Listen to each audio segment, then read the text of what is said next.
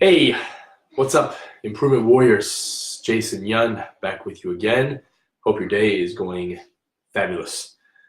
I wanted to make a video going over electrolytes because when you are on or starting or just in general in life, whether you're eating not keto, they are still extremely important.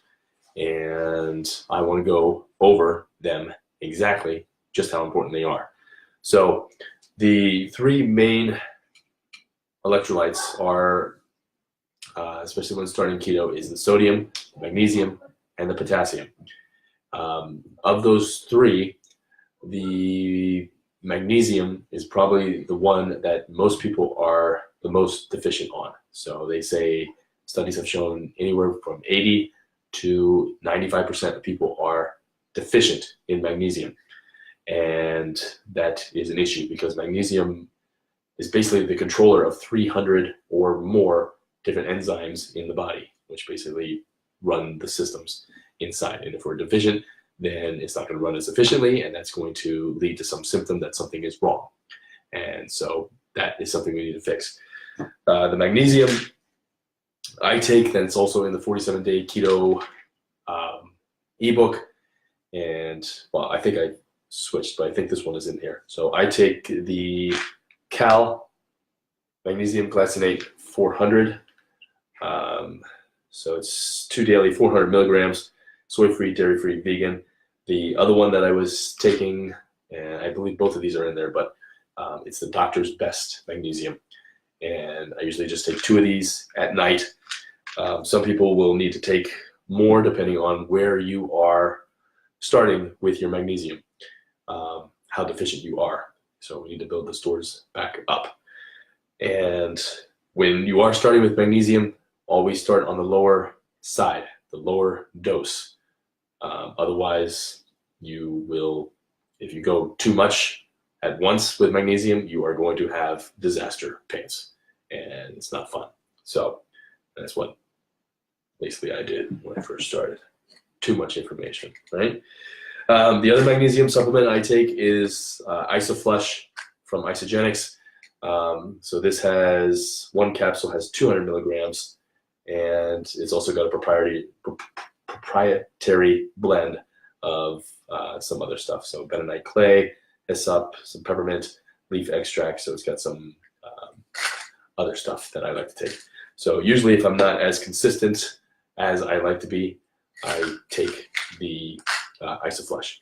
And remember, with your poop, 12 inches per day is the minimum you want to be pooping every single day. Otherwise, you are constipated, and that is going to build up inside your body, toxins and all that bad stuff. So we don't want poop to build up. Make sure you are pooping every single day, 12 inches per day. And if you're not, magnesium is a good place to start and keep you regular. Another thing that I do on a regular basis is psyllium husk. Just use 1/4 teaspoon in my shakes or my keto ice cream, and that tends to work. And then I'll just, if I'm off, then the next day I'll just double up, okay? But anywhere between 300 to 800 milligrams of magnesium a day. The other electrolyte, sodium, salt. Pink Himalayan salt is my go-to. I also use Redmond's real salt. So with salt, you don't want to use table salt because it's processed. It's basically like eating Oreo cookies or candy or something bad.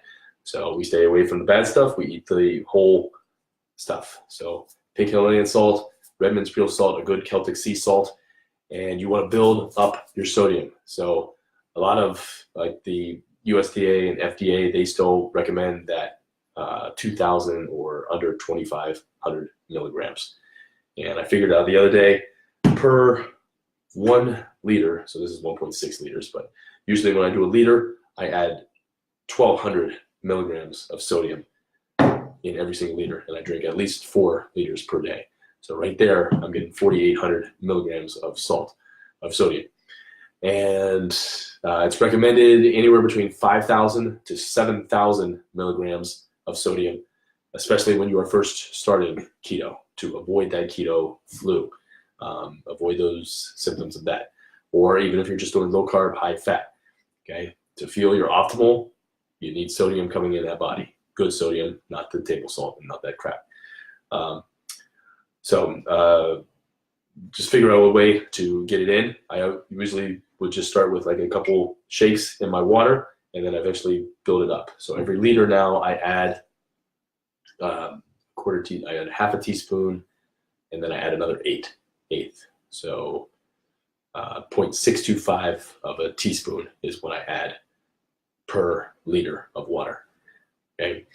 And for people that don't like the taste of water, that might also help you drink more water, because that's one of the most important things is water. Above your electrolytes is going to be your water, and above your food is going to be your water.